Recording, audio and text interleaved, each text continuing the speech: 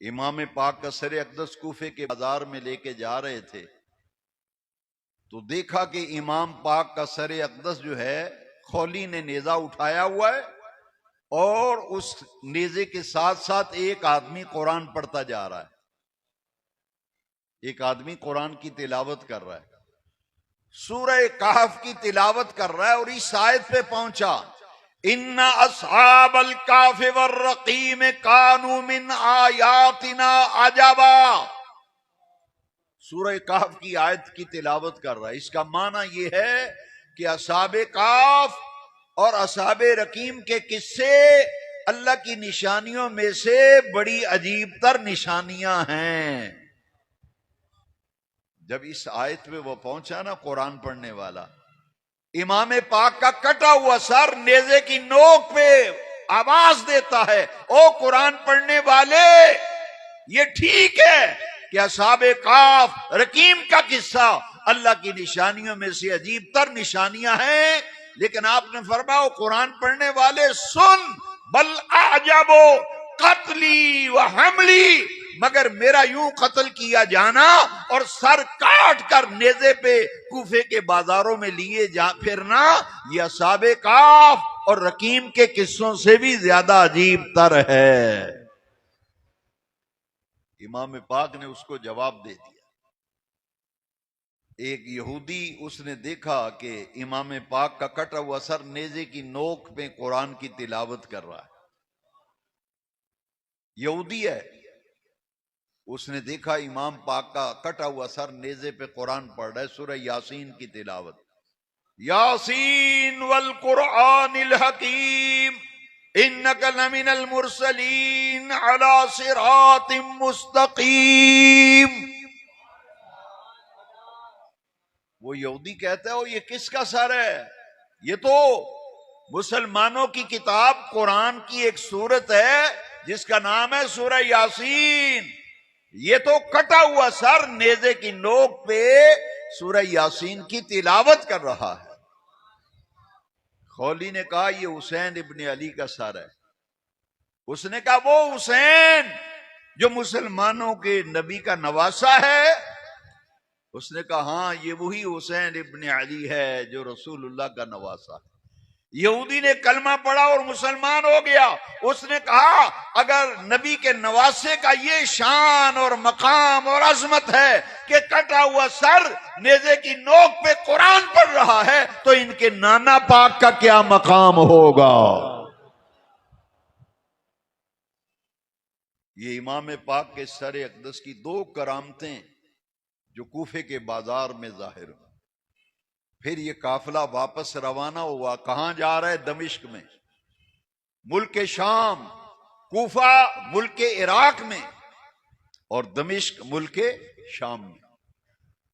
وہ ملک شام کا دارالسلطنت دمشق، آج بھی وہی دارالسلطنت، کیپٹل شام کا دمشق ہے۔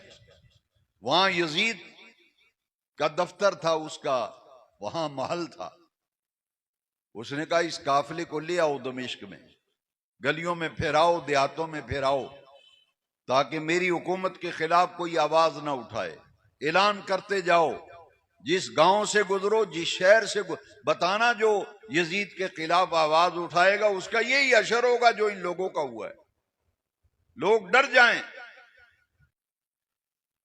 یہ قافلہ جب کوفہ سے دمشق کی طرف جا رہا تھا تو راستے میں رات گزارنے کے لیے ایک جگہ یہ یزیدی لشکر ٹھہرا جس نے حضور کے خاندان کو قیدی بنا لیا گیا، اور حضرت امام زین العابدین کے پاؤں میں بیڑیاں، ہاتھوں میں ہتکڑیاں گرفتار کر لیا ہے۔ رات گزاری، اتفاق سے وہاں گرجا تھا، ایک گرجا جہاں رات گزاری۔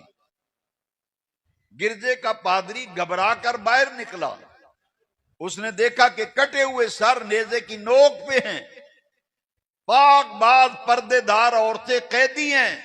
وہ پریشان ہو گیا، اس نے کہا مجھے اتنے سال ہو گئے اس گرجے میں پادری ہوں، آج تک میں نے ایسا نہیں دیکھا۔ گرجے کے در و دیوار سے رونے کی آوازیں آ رہی ہیں، میرے گرجے کے در و دیوار سے رونے کی آوازیں آتی ہیں۔ اس نے باہر نکل کے دیکھا، اس نے کہا لگتا ہے بہت بڑا ظلم ہوا ہے، جبھی تو دیواروں سے رونے کی آوازیں آتی ہیں۔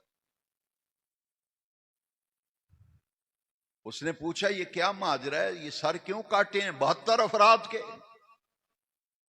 انہوں نے کہا یہ وہ لوگ ہیں جنہوں نے حکومت کے خلاف بغاوت کی تھی، ہم نے کچل دیا ہے۔ اس نے کہا یہ ہیں کون؟ یہ کون لوگ ہیں جن کی گردنیں کاٹی ہیں؟ ان بدبختوں نے کہا یہ رسول اللہ کا خاندان ہے، یہ ان کا گھرانہ ہے، اور یہ نبی کے نواسے ہیں، علی کے بیٹے ہیں، نام حسین ہے، یہ کٹا ہوا سر حسین ابن علی کا ہے۔ اس نے کہا اور تمہیں حیا نہیں آیا؟ ہمارے پیغمبر ہیں عیسیٰ، ان کی سواری گدھے کے قدموں کے نشان بیت المقدس میں آج بھی موجود ہیں۔ ہم تو اپنے نبی کی سواری کے قدموں کے نشان کا آج بھی احترام کرتے ہیں۔ تم کیسے مسلمان ہو کہ وہ تمہارے نبی کے نواسے جن کی رگوں میں رسول کا خون ہے، بدبختو تو نے اس رسول کے نواسے کو ذبح کر دیا ہے۔ ہم تو اپنے نبی کی سواری گدھا، اس کے قدموں کے نشان کا احترام کرتے ہیں، تمہیں نسل رسول اور خون رسول کا حیا نہیں آیا؟ اس نے کہا یہ پہلی آسمانی کتابوں میں نبی آخر الزماں کا ذکر ہے۔ اس نے کہا ہماری انجیل میں نبی آخر الزماں کا ذکر ہے، لہذا ایسا کرو اپنے نبی کے دوترے نواسے کا سر ایک رات کے لیے مجھے دے دو۔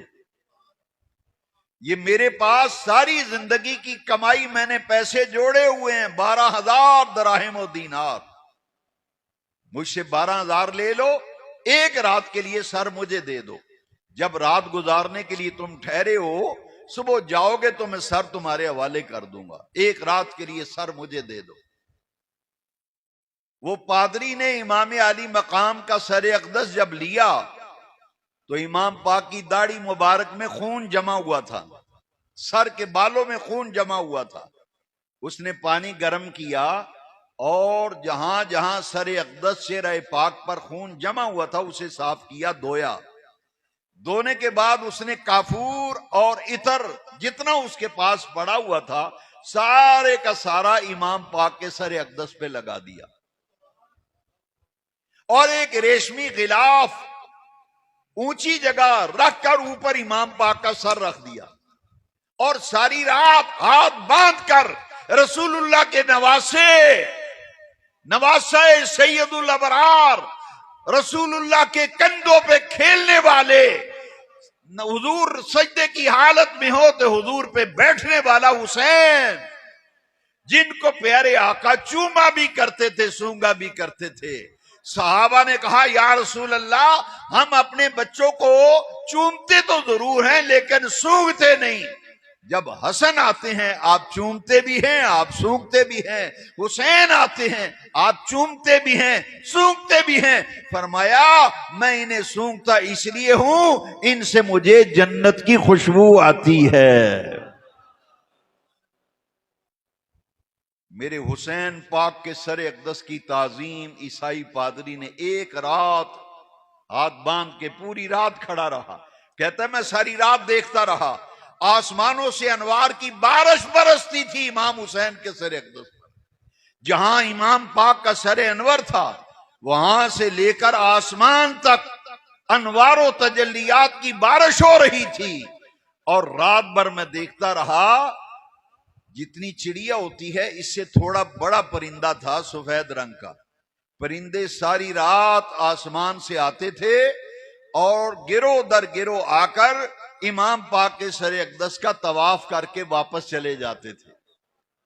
ساری رات وہ یہ پیارا منظر دیکھتا رہا، انوار و تجلیات کی بارش ہو رہی ہے، نور برس رہا ہے، سفید رنگ کے پرندے سلامی کرنے آ رہے ہیں۔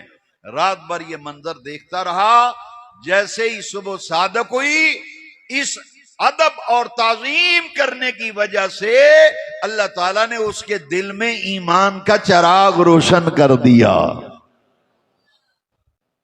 عیسائی پادری مسلمان ہو گیا۔ اس نے گرجے کی انتظامیہ کمیٹی کو بلایا، جیسی مسجد کی کمیٹی ہوتی ہے.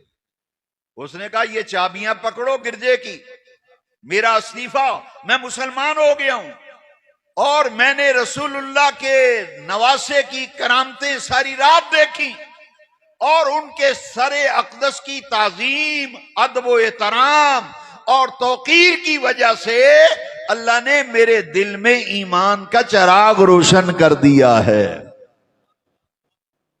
اب میں عیسائی نہیں رہا، میں مسلمان ہو گیا ہوں.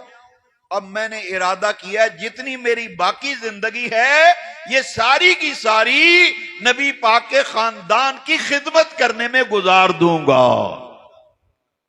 میں حضور کے خاندان کے ساتھ جا رہا ہوں، ساری زندگی ان کے ساتھ گزار دوں گا، غلامی کروں گا، خدمت کروں گا ان کی. وہاں سے یہ قافلہ پھر چلا. رات ٹھہرنے کے بعد جیسے یہ روانہ ہونے لگا، سامنے ایک چٹان پہ شعر لکھا ہوا تھا خون کے ساتھ سرخ رنگ میں. عربی میں شعر لکھا ہوا ہے ایک پہاڑی کے اوپر: اترجو امتن قتلت حسینا، اترجو امتن قتلت حسینا شفاعت جد ہی یوم الحسابی. وہ لوگ جنہوں نے حسین پاک کو شہید کیا، ان کو شہید کرنے کے بعد کیا اب بھی وہ ان کے نانا جان کی شفاعت کی امید رکھتے ہیں؟ وہ شعر لکھا ہوا دیکھا. یزیدیوں نے پادری سے پوچھا تمہیں پتہ یہ شعر کب کا لکھا ہوا ہے؟ اس نے کہا مجھے نہیں پتا کب کا لکھا ہوا ہے، میرا باپ پادری تھا اسی گرجے کا، اس نے مجھے بتایا تھا کہ تمہارے مسلمانوں کے نبی کے اعلان نبوت سے 500 سال پہلے کا یہ شعر اس چٹان پہ ہمارے باپ دادا لکھا ہوا دیکھتے آ رہے ہیں. وہ لوگ جنہوں نے حسین پاک کو شہید کیا، اترجو امتن قتلت حسینا شفاعت جد ہی یوم الحسابی، وہ قیامت کے دن ان کی شفاعت کے امیدوار ہو جن کے نواسے کو شہید کیا ہے. یہ قافلہ چلا اور دمشق میں پہنچا. راستے میں ایک جگہ 12,000 وہ جو دینار لیے تھے نا، ایک رات کا سر امام پاک کا دیا، 12,000 دینار لیے تھے نا، تو وہ لالچی تو تھے، دنیا کے کتے تھے. انہوں نے کہا لاؤ بھائی وہ پیسوں والی تھیلی نکالو، پیسے بانٹو، سب کا جتنا جتنا حصہ آتا ہے وہ 12,000 سب میں تقسیم کر دو. جب وہ تقسیم کرنے لگے اور وہ دراہم و دینار والی تھیلی زمین پہ پلٹی تو دیکھا وہ ساری کی ساری ٹھکریاں بن گئی ہیں. دین ایمان تو پہلے ہی ہاتھ سے جا چکا تھا، دنیا بھی ہاتھ نہ آئی، دنیا بھی ہاتھ نہ آئی، وہ ٹھیکریاں بن گئی. اور ٹھیکری کے ایک طرف قرآن کی آیت لکھی ہوئی تھی: وَسَيَعْلَمُ الَّذِينَ ظَلَمُوا أَيَّ مُنْقَلَبٍ يَنْقَلِبُونَ. وہ دینار ٹھیکریاں بن گئیں، اور ٹھیکری کی ایک طرف آیت لکھی ہوئی ہے: وہ لوگ جنہوں نے ظلم کیا ان قریب دیکھ لیں گے کہ ان کے ظلم کا انجام کیا ہوتا ہے.